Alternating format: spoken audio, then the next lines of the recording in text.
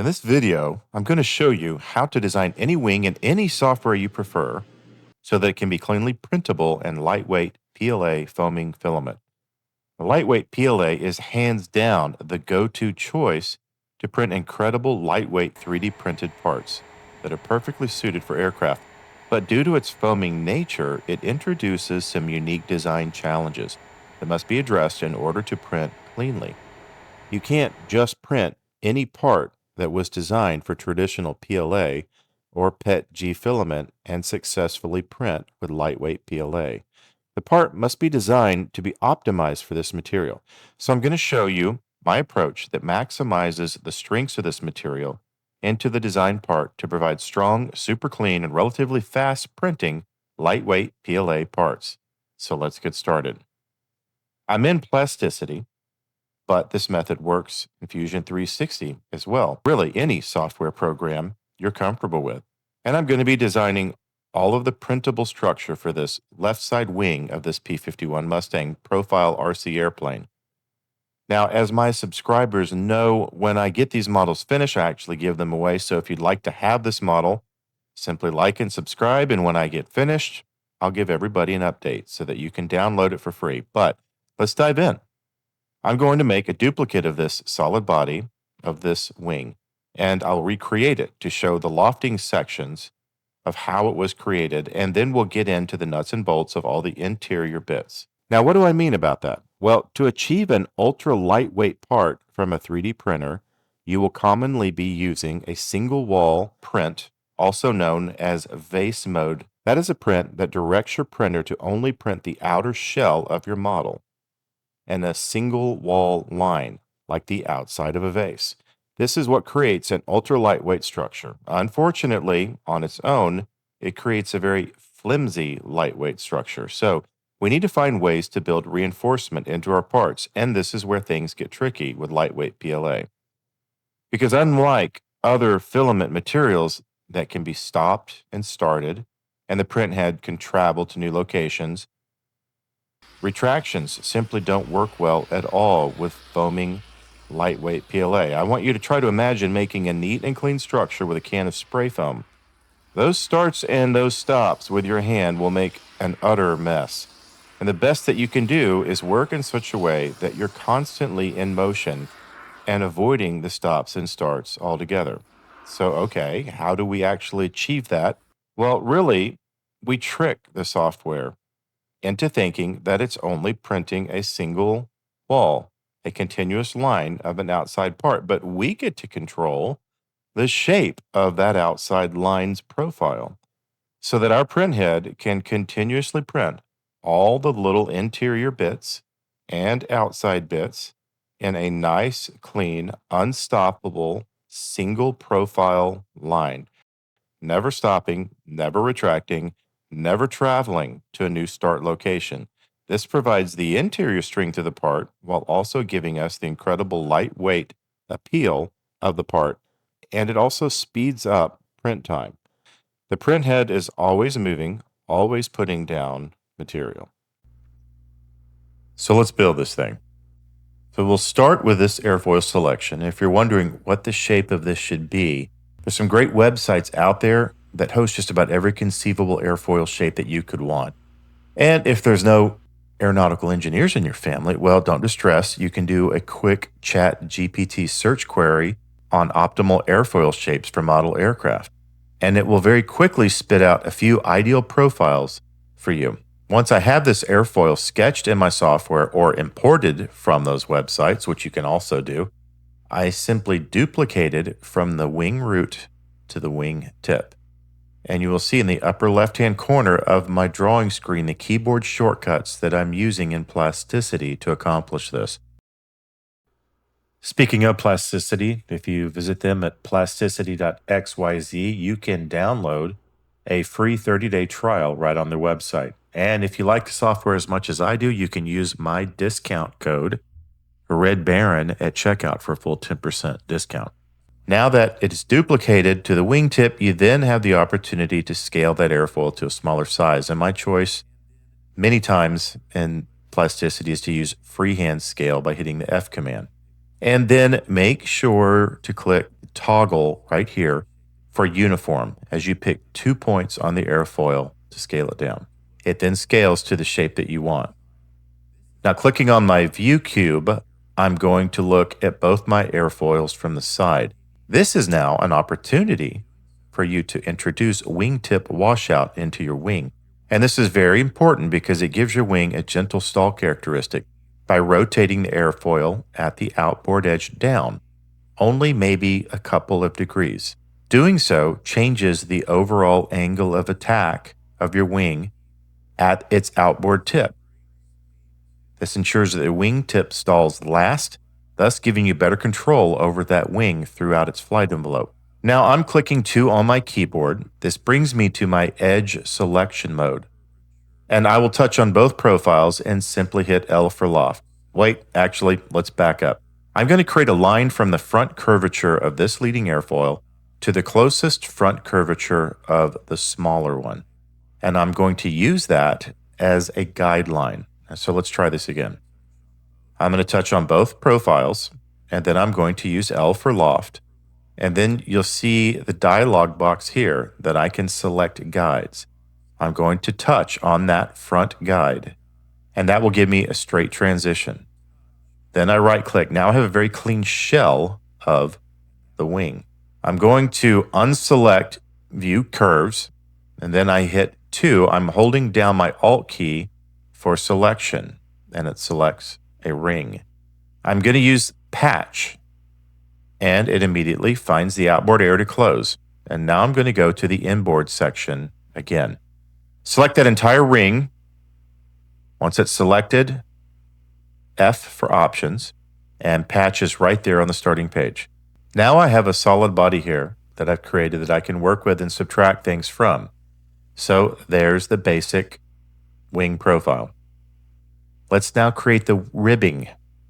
It's important to consider gravity here and how to fix 3D printing.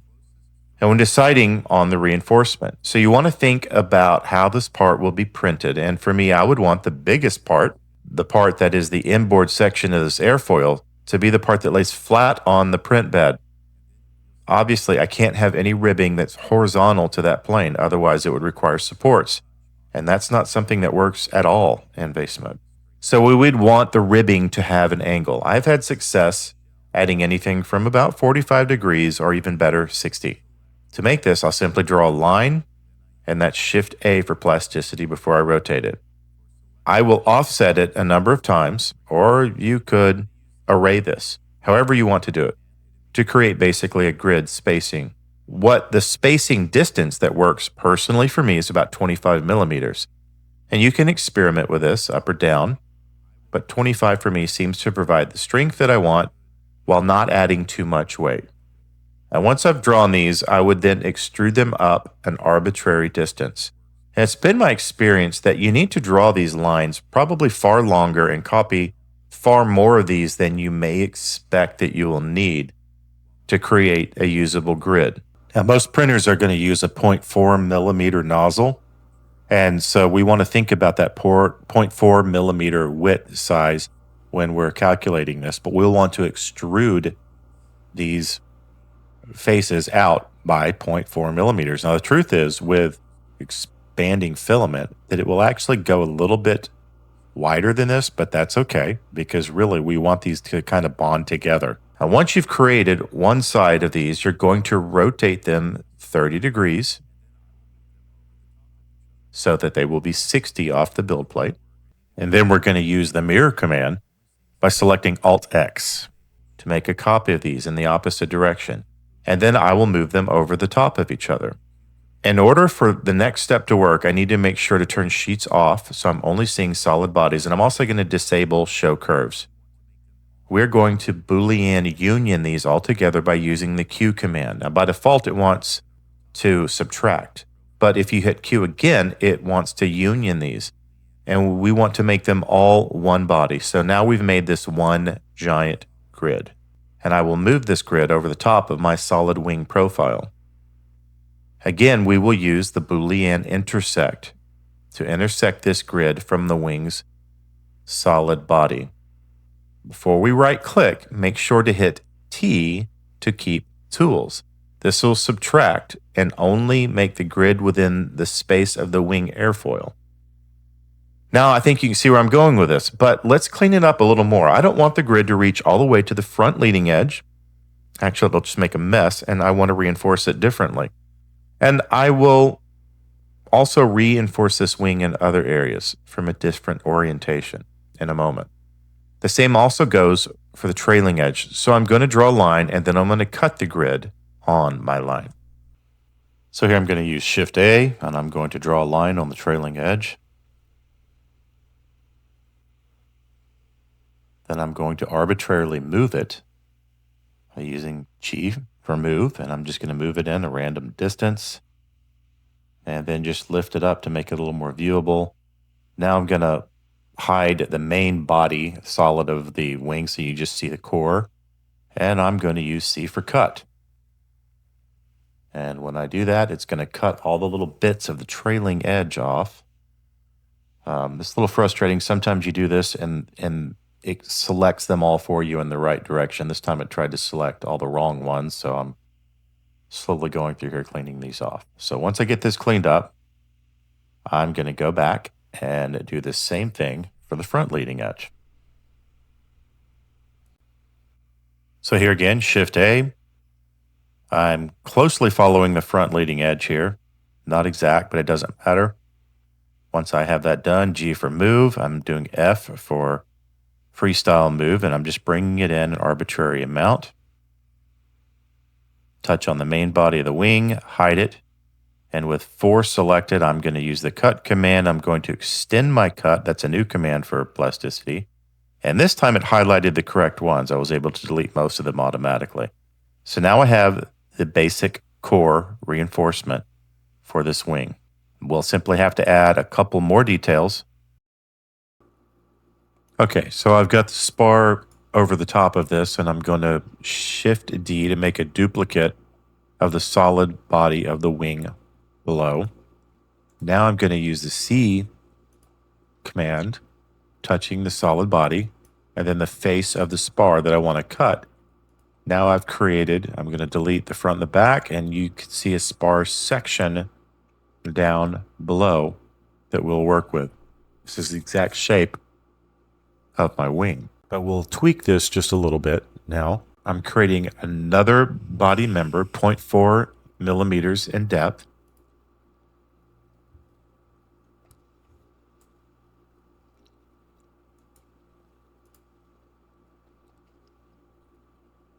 And this will be a channel that will run all the way through. Now at the top, I'm lowering by 0.4 millimeters.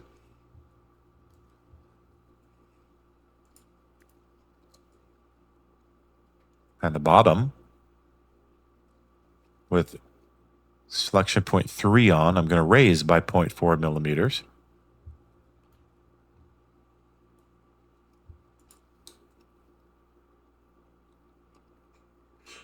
No, I really need to lower that top. I'm just going to arbitrarily lower it below the depth of the other one. And then I'm going to Boolean union these together, QQ, and there you have it. This is going to be subtracted from the original body of the wing, and this is going to be your spar box. So we're going to move that back into position very carefully so that there's a void for the spar, and there's a 0.4 millimeter webbing at the bottom. And this small little channel will be the cutout that allows that printhead to continuously run. Now, once we're happy with the position, which I think we are, I'm extending the bottom down further just to make it easier for me, and then I'm going to Boolean subtract this spar box channel from the main wing. Okay. Now, to keep things clean so that you can slide a channel through this, I'm going to go back and I'm going to, with my selection mode 3 on, extend the width of the spar by 0.4 millimeters in either direction. Now I'll hide the main wing so that you just see the ribbing, and we're going to use the cut command. Touch the face of the back, and then use the cut command again for the front. Touch the face of the front. You can see the center sections are all highlighted. I'm going to hit X for delete. Now we're in good shape here. Now with face selection toggled again, I'm going to go back to my original grid, and I'm going to grip edit these down -0.4 millimeters. Now I'll do the same for the back. I'll turn everything back on. And now that my grid is 0.4 millimeters below my main wing body, I can do a Boolean subtraction again. Subtract the grid from the main wing. And there we have it. We have the support structure subtracted away from the main body of the wing, and this wing is now printable. Now we could actually do a parallel line at the front to kind of double up the strength of the front leading edge. We could do the same at the back as well. You may find this important to do. Sometimes it is, sometimes it isn't, but this is ready to print and it will print cleanly the way it was designed here. So here we see this wing in the Orca slicer, and we can see how we've got very clean ribbing all up and down inside this wing. You may ask the question, well, we created a solid body and all these areas are voids, but the voids are actually where things get printed because of the vase mode command. And so that's exactly what we've done here. So anyway, I hope this helps. I hope you've enjoyed this video. If you did, like and subscribe, and we'll see you next time.